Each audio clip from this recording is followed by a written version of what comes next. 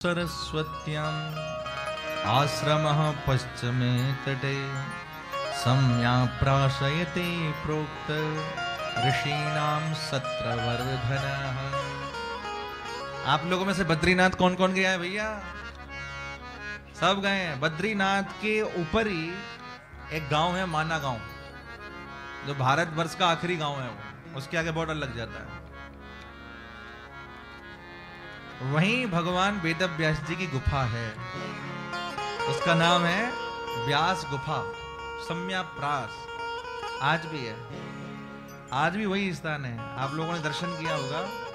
उस गुफा के अंदर ही महर्षि वेद व्यास ने श्रीमद् भागवत जी के सुंदर भाव को प्रकट कर दिया। लिख रहे हैं गणेश जी और बोलते जा रहे हैं व्यास जी। गणेश जी ने कहा व्यास जी चुप नहीं होना है। व्यास जी ने कहा हम चुप नहीं होंगे, ऐसा ऐसा बोलेंगे कि आप जब तक लिखोगे तब तक हम और काम करके आ जाएंगे।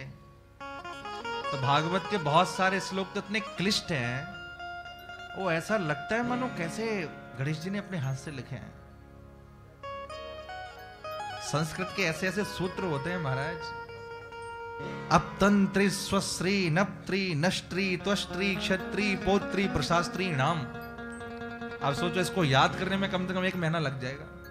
जरा सा हलंत विसर्ग ऊपर नीचे हो गया तो पूरा व्याकरण फेल हो जाएगा। बोले किससे पढ़े हो भैया? टिड्ढाणय द्वय सज दघनय मात्रय चतय ठक ठय कहीं परप, ऐसे ऐसे सूत्र हैं।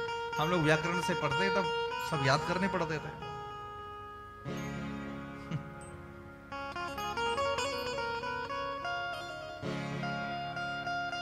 महर्षि वेद व्यास जी ने भागवत की रचना करी। सबसे मन में भाव आया, पहले मन में भाव आया कि ये रचना हो तो गई, इसे सुनाऊं किसे? सुनने वाला भी तो कोई परमहंस होना चाहिए। तो अपना ही पुत्र याद आ गया, सुखदेव, जो जंगल में बैठा है। व्यास जी ने अपने शिष्यों को 2 श्लोक याद कराया। बोले भैया जहां पे वो गुफा में बैठा उसके इर्द गिर्द होकर के इनको गाना। अब व्यास जी के शिष्य श्लोक गा रहे हैं। पहला श्लोक गाया, बर्हापीडं नटवरवपुः कर्णयोः कर्णिकारं बिभ्रदवासः कनककपिशं वैजयन्तीं च मालां रन्ध्रानवेणोरधरसुधया पूरयन् गोपवृन्दे वृन्दारण्यं स्वपदरमणं प्राविशद्गीतकीर्ते। ठाकुर जी मोर पंख धारण किए, पीतांबर धारण किए, हाथ में बांसुरी लिए वृंदावन में विहार कर रहे हैं। भगवान के सखा साथ में है, मंडली के साथ भगवान वृंदावन में प्रवेश कर रहे हैं। प्राविशद गीत कीर्ति, और जो सारे सखा है ना वे कीर्ति गा रहे हैं ठाकुर जी के।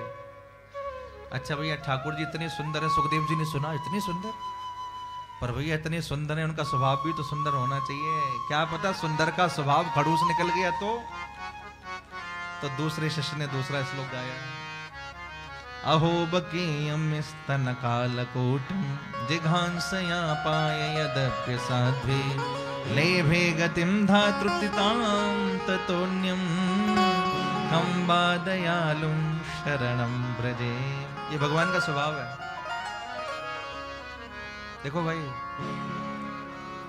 कभी हमारा मन भगवान की भक्ति में लगता है और कभी नहीं लगता।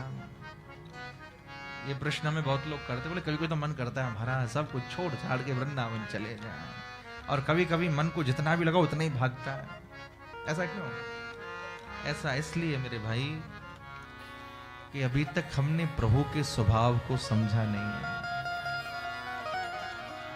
जिस दिन प्रभु के स्वभाव को समझ लेंगे ना, तो आप लोग रामचरितमानस में पाठ करते होंगे, ओमा राम स्वभाव जिन जाना। सुंदरकांड कौन कौन करता है? सुंदरकांड का पाठ सब करते हैं, करना ही चाहिए। ओमा राम स्वभाव जिहि जाना ताहि भजन तजे भावना आना। ताहे भजन तन भावना।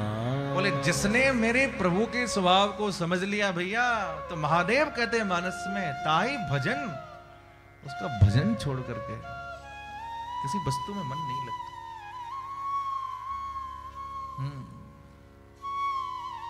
स्वभाव कैसा? कोवा दयालु शरणम ब्रजेम, आई पूतना मारने को उसको परम गति प्रदान कर दी। जो मारने वाले को परम गति दे दे, उसका स्वभाव कितना सुंदर होगा। जैसे ही सुखदेव जी ने सुना तो आत्मा रामश्च मुनयो निर्ग्रंथा अप्यरुक्रमे कुर्वन्त हेतु किम भक्ति मित्थम भूत गुणो हरे। ये सुखदेव जी का संबोधन है। सुखदेव कैसे हैं? बोले आत्मा राम है, अपनी आत्मा में रमण करते हैं। मुनियो मुनि हैं, मौन रहते हैं। निर्ग्रंथा, जिनके पास किसी भी प्रकार की कोई ग्रंथि नहीं है। अविद्या, अस्मिता, राग, द्वेष, अभिनिवेश, पांचों प्रकार की ग्रंथियों से जो मुक्त है। अथवा बहुत सारे लोग को आदत होती है, आपने देखा होगा पुराने जमाने के लोग, अब आजकल तो लोग सब कैशलेस होता जा रहा है। पुराने जमाने के लोग ना धोती के अंदर भी गांठ बना के उसमें कुछ मुद्रा रखते थे, पैसे। घर की माताओं को भी आपने देखा होगा, वो साड़ी पहनती थी, उसमें भी कुछ खोल के फिर देती थी। उसका भी अपना एक अलग, पुराने जमाने के लोग अपनी अंटी में भी कुछ लगा लेते थे, तो उसको भी ग्रंथि बोलते हैं कि आपने उसके अंदर कुछ डाला तो वो भी ग्रंथि है। लेकिन सुखदेव जी के पास वो ग्रंथि भी नहीं है। सांसारिक धन तो उनके पास है ही नहीं। अच्छा, सन्यासी हैं सुखदेव जी, जन्म लेते ही जातक सन्यासी हो गए, नामकरण उनका हुआ नहीं। भाई जन्म लेते ही चले गए ना, सबने कथा सुनी है, जन्म हुआ और चले गए थे, तो नाम सुखदेव कैसे पड़ा? प्रश्न है भाई। जिसका नामकरण भी नहीं हुआ, यहां तक कि नालोच्छेदन भी नहीं हुआ।